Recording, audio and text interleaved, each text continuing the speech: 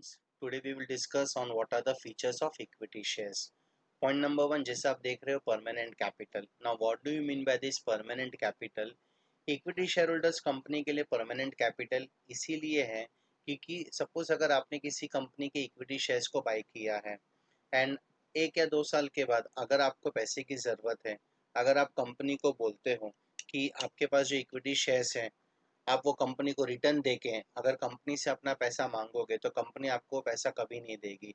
इसका मतलब कंपनी ने एक बार आपसे जो पैसा कलेक्ट कर लिया है वो कंपनी के पॉकेट में लाइफ टाइम तक रहेगा. हाँ, मगर अगर आपको पैसे की ज़रूरत है, आप अपने इक्विटी शेयर्स को किसी और को बेचना चाहते हो तो आप बेच सकते हो. इसीलिए कंपनी के लिए वो एक परमानेंट कैपिटल है. इस परमानेंट कैपिटल का मतलब ये है कि एक बार अगर कंपनी ने आपको इक्विटी शेयर्स बेच दिया है तो कंपनी आपको ये पैसा वापस से रिटर्न नहीं देगी, मगर कंपनी आपको ये लिबर्टी देती है कि आप अपने इक्विटी शेयर्स को किसी और को बेचकर उससे अपना पैसा कलेक्ट कर सकते हो. इसीलिए कंपनी के लिए equity share holders permanent capital की तरह काम करते हैं. स्टेटस, जो बंदा कंपनी के इक्विटी शेयर्स को बाय करता है हम उसको रियल ओनर्स बोलते हैं. रियल ओनर्स इसीलिए बोलते हैं because he is taking risk in the company. उसके बाद पॉइंट नंबर 3 आता है ट्रांसफरेबल. अगर आपने किसी कंपनी के इक्विटी शेयर्स को बाय किया है, अगर आपको पैसे की ज़रूरत है तो आप अपने इक्विटी शेयर्स को किसी और के नाम पे इजीली ट्रांसफ़र कर सकते हो. Fluctuating dividend is your point number 4.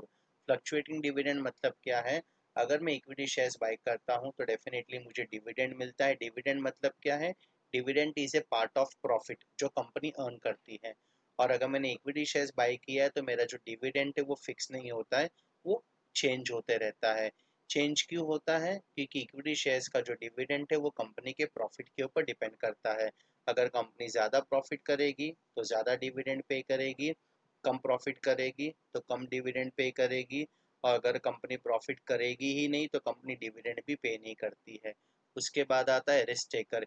Equity share holders company में सबसे ज़्यादा रिस्क लेते हैं.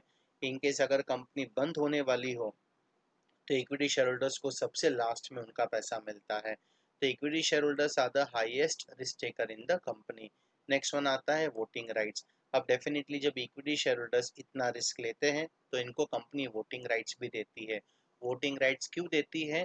ताकि कंपनी जब भी कोई इंपॉर्टेंट डिसीजन ले उस इंपॉर्टेंट डिसीजन में इक्विटी शेयर होल्डर्स को भी वोट करने का राइट्स मिलता है. वोट करने का राइट्स इसीलिए मिलता है क्योंकि वो लोग कंपनी में रिस्क लेते हैं. Face value. फेस वैल्यू वो वैल्यू है जो शेयर सर्टिफिकेट पे लिखा हुआ होता है. इक्विटी शेयर्स का फेस वैल्यू 1 रुपीज़ से लेके 10 रुपीज़ के बीच में कुछ भी हो सकता है, मगर ज़्यादातर इक्विटी शेयर्स का फेस वैल्यू 10 रुपीज़ होता है. मगर ये वैल्यू 1 और 10 के बीच में हो सकता है, बट हम बोल रहे हैं कि यहाँ पे ज़्यादातर 10 रुपीज़ ये वैल्यू होता है. No preferential rights. No preferential rights का मतलब ये है अगर कंपनी बंद होने वाली हो तो सबसे पहले कंपनी अपने बोरोड कैपिटल वालों को पैसा देगी. उनको देने के बाद पैसा बचेगा तो प्रेफरेंशियल होल्डर्स को मिलेगा. उसके बाद पैसा बचेगा तब जाके इक्विटी शेयर होल्डर्स को मिलेगा. इसलिए इनके पास कोई प्रेफरेंशियल राइट्स नहीं होता है. इनको सबसे लास्ट में अपना पैसा मिलता है. उसके बाद आता है बोनस शेयर्स. अब कंपनी ने अगर एक्स्ट्रा ऑर्डिनरी प्रॉफिट किया है और कंपनी कुछ शेयर्स फ्री में देना चाहती है तो बोनस शेयर्स हमेशा सिर्फ इक्विटी शेयर होल्डर्स को मिलता है. प्रेफरेंस शेयर होल्डर्स को बोनस शेयर्स नहीं मिलता है. उसके बाद आता है मार्केट वैल्यू. इक्विटी शेयर्स का जो मार्केट वैल्यू है वो हमेशा फ्लक्चुएट होते रहता है. ये पूरा का पूरा मार्केट वैल्यू कंपनी के प्रॉफिट के ऊपर डिपेंड करता है. अगर कंपनी का प्रॉफिट ज़्यादा है तो मार्केट वैल्यू बढ़ जाता है.